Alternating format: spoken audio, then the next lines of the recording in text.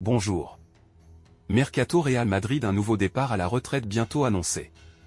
Rabiot pourrait rejoindre Mbappé au Real. Le Real Madrid fait de Rodrigo une priorité.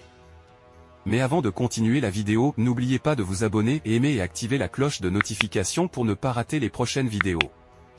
Allez, c'est parti, à la Madrid. Le Real Madrid a assisté à l'annonce choc de Toni Kroos à l'approche de l'été dernier, son départ à la retraite. Dani Carvajal a été invité à répondre à la question suivante: pourrait-il en faire de même?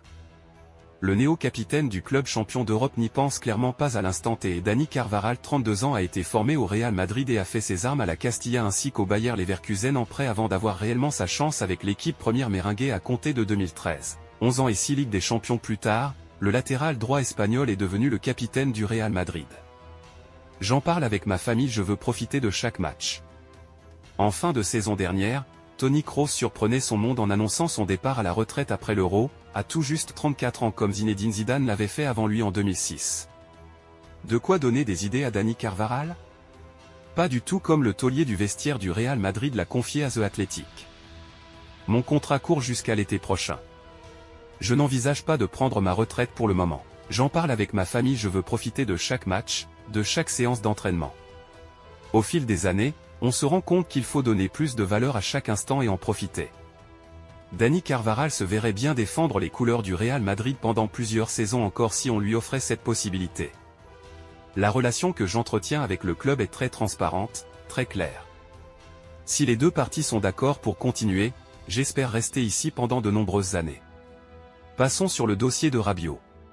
Alors que le mercato a fermé ses portes le 30 août dernier dans la majeure partie des championnats européens, Adrien Rabiot est toujours libre de s'engager où il le souhaite depuis la fin de son contrat avec la Juventus. Ces derniers jours, le Real Madrid a subi les blessures de plusieurs milieux de terrain. Dani Ceballos sera éloigné des terrains plusieurs semaines suite à son entorse ligamentaire de la cheville, Aurélien Tchouaméni a dû quitter le rassemblement des Bleus suite à une blessure au pied, Jude Bellingham souffre toujours de sa blessure superficielle à la jambe et Eduardo Camavinga est blessé au genou. En l'état, les merengues ne disposent que de 4 joueurs valides au milieu que sont Federico Valverde, Arda Güler, Luka Modric et Brahim Diaz. Un casting restreint qui pourrait pousser Florentino Pérez et Carlo Ancelotti à investir sur un joueur libre. À l'image d'Adrien Rabiot, en témoignent les mots du journaliste turc Kenan mardi soir dans l'after sur RMC. Je pense que ça peut être un peu compliqué à propos d'une arrivée de Rabiot en Turquie, le Real est plus chaud sur le dossier d'après ce que j'ai pu comprendre. Après avoir refusé plusieurs clubs dont l'AC Milan, Adrien Rabiot demeure toujours libre de tout contrat. Un statut qui pourrait convaincre le Real de se jeter sur l'opportunité de recruter un joueur de calibre international, 48 sélections, 4 buts sans indemnité de transfert. De plus, nombreux sont les atouts sportifs à émaner de ce potentiel recrutement. Rabiot connaît Ancelotti depuis ses années parisiennes, s'inscrit dans la longue compagnie de Français évoluant au Real et viendrait renforcer un secteur aujourd'hui décimé. L'arrivée de l'ancien joueur de la Juventus pourrait aussi participer à lancer définitivement l'aventure de Kylian Mbappé à Madrid, lui qui a déjà inscrit 3 buts mais qui peine à retrouver son influence dans le jeu, particulièrement complice depuis leurs aventures communes en équipe de France. En particulier durant la Coupe du Monde 2022, les deux hommes se complètent et se comprennent. Le coffre et l'abattage de Rabiot permet à Mbappé d'être délesté d'une partie de son travail défensif, ce qui permettrait, en plus, au Real de retrouver un équilibre qu'il semble avoir perdu depuis la signature du Français. La menace radicale de Vinicius sur la tenue du mondial. La star du Real Madrid Vinicius Junior a proposé une solution radicale pour véritablement porter atteinte au racisme dont il dénonce l'ampleur en Espagne: retirer tout simplement l'organisation de la Coupe du Monde 2030 au pays. Aux grands mots les grands remèdes. Si les choses n'évoluent pas avant 2030, il faudrait changer le lieu de la Coupe du Monde, a lâché Vinicius dans une interview pour CNN, ce mardi. Une solution pour le moins radicale que prône l'ailier du Real Madrid, plusieurs fois victime d'insultes racistes sur les pelouses de Liga. J'aime l'Espagne et je veux y rester, en paix, mais les insultes racistes doivent cesser. Comment les joueurs pourraient-ils se sentir en sécurité dans un pays où ils peuvent subir ce genre d'insultes, a insisté le Brésilien alors que l'Espagne a été désigné pays organisateur du Mondial 2030 avec le Portugal et le Maroc.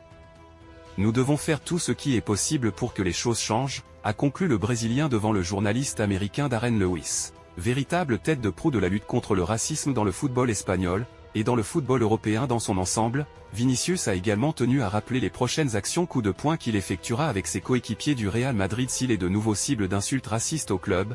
On en parle beaucoup plus désormais, tout le monde est bien plus ouvert pour parler de cela. Tous les joueurs ont dit que la prochaine fois on devra tous sortir du terrain pour que tous ceux qui lancent des insultes racistes paient encore plus que ce qu'ils ne paient déjà. Terminons avec le dossier de Rodri. La saison 2024-25 ne fait que débuter mais le Real Madrid travaille déjà ses dossiers pour l'été prochain. C'est ce qui lui permet de signer tôt dans le mercato ses nouvelles recrues ces dernières années.